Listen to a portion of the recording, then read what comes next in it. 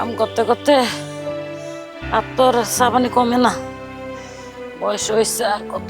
উফ, কি হইলো? আপনি অনেক বয়া বেকার পা মেল লাগার বিড়বিড় বিড়বিড় করতেছেন। রান্নাটা শেষ করে লান, রান্না ধরে ফেরাইতে খাওয়া লাগবে না?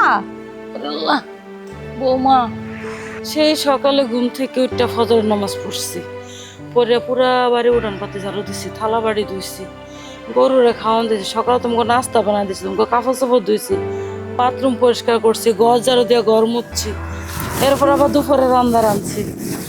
হ্যাঁ, আর কত খাটাইবো আমার? আমি আপনারে রাইতের রান্নার কথা কইছি, আপনি আমারে পুরা একেবারে বিবরণ দিয়ে দিলেন, রেস্টুরেন্টের বিবরণ। সকাল থেকে কাজ করছেন নাকি রাইতে খাইবেন না? হ্যাঁ, সারাদিন কাম করছেন তো সারাদিন খাইছেন, এখন রাইতে যে গিলবেন, গিলনের লাগে তো রান্না করা লাগবে নাকি?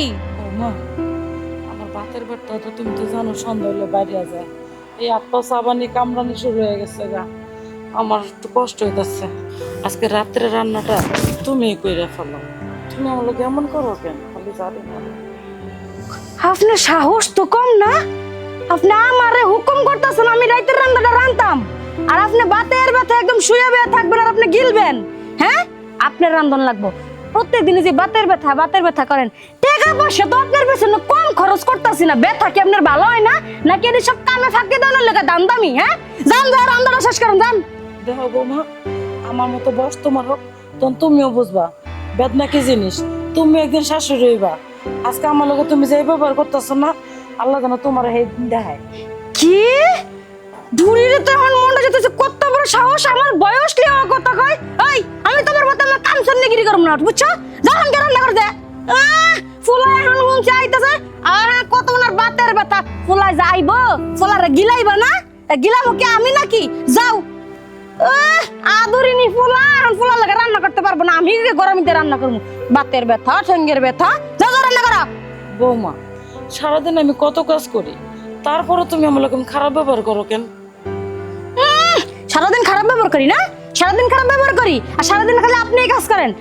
আপনার লাগে সারাদিন খারাপ ব্যবহার করি, সারাদিন কাজ করাই, একদম বেশ করছি। আর শোনেন, এই যে সারাদিন কাজ করাই, সারাদিন খারাপ ব্যবহার করি, এইগুলো যদি আপনার পোলার কানে দিছেন তাহলে কিন্তু খবর খারাপ করে এলাম একদম। না না বৌমা, আমি আমার ছেলের কিছু করবো কথা জানো? কি ব্যাপার, তোমরা কি নিয়ে কথাবার্তা বলতেছো?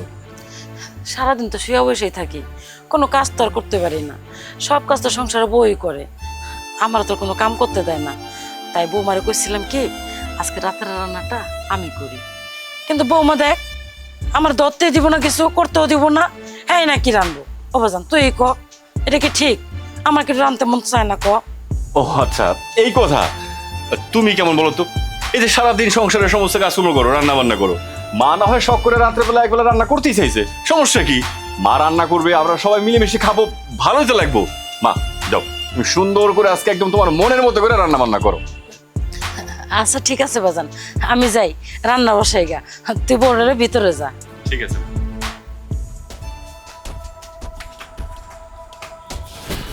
এই, তোর কি মনে হয় আমি বোকা স্বর্গে বাস করি? হ্যাঁ, এতক্ষণ যা আমি বললাম এগুলো কি সত্যি বলছি নাকি মার সামনে আমি একটু নাটক করছি? তুমি তুমি সব কি এই, আমি সব শুনছি, আমি আড়ালে দাঁড়ায় থেকে সব শুনছি। আমি সারাদিন কাজকর্ম নিয়ে বাইরে থাকি, আর তুই কি করস? সকাল থেকে রাত পর্যন্ত এই বাড়ির যত কাজকর্ম আছে সব তুই আমার মারে দিয়ে করাস। তোর কি একটা খারাপ লাগে না?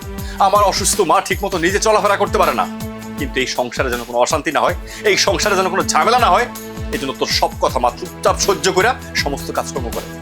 ভাগ্যিস আজকে আমি সবটা জানতে পারছিলাম, আজকে যদি আমি না শুনতাম না জানতাম এরকমটাই চলতে থাকতো। এই, তুই যে আমার মায়ের এই বাড়ির চাকরানি মনে করস, কেন নিজের মা মনে করতে পারস না? কই, তোরে বিয়ে করার পর থেকে এই পর্যন্ত তোর মারে তো আমি কখনো শাশুড়ি মনে করিনি, আমি সবসময় মনে করছি উনি আমার আরেকটা মা। আমি তারে ঠিক যেরকমটা ভালোবাসা সম্মান দিছি, তোর সমস্যা কোথায়? তোর সমস্যা কোথায় আমার মারে সেই সম্মানটা দেওয়ার? যাই হোক, তোর সাথে এত কথা বলে লাভ নেই। আজকের পর থেকে এই বাড়িতে আমার সাথে সংসার করতে গেলে আমার মাকে সম্মান দিয়ে ভালোবাসা দিয়ে এই বাড়িতে থাকতে হবে, আর যদি না পারস সেটা আমাকে বলে দিস, আমি তোকে ডিভোর্স দিয়ে এই বাড়ি থেকে লাথি মেরে বের করে দিব। আজকের পর থেকে এরকম ঘটনা আরেকবার যদি ঘটে না, তোরে আমি ডিভোর্স দিয়ে একদম লাথি মেরে বাড়ি থেকে বের করে দিব। না ওগো, আমার ভুল হয়ে গেছে, আমার তুমি ক্ষমা করে দাও। আজকের পর থেকে সংসারে যা কাম আছে সব কাম আমি একলা করবো। তোমার মারে আমি পায়ের উপর পা দিয়ে খাওয়ামু, আগে ভাত আগে পানি দিমু। তোমার মারে আমি আমার নিজের মায়ের মতন মনে করবো। তুমি এই কাজটা করো না, আমার ক্ষমা করে দাও। ঠিক তো? সত্যি অনেক ভালো লাগলো, অনেক খুশি হইলাম। তুমি যদি এই কাজটা করতে পারো না, আমাদের এই ছোট্ট সংসারটা একটা ফুলের বাগান হয়ে যাবে। আমরা সবাই সুখ হাসি খুশি থাকবো, শান্তিতে থাকবো।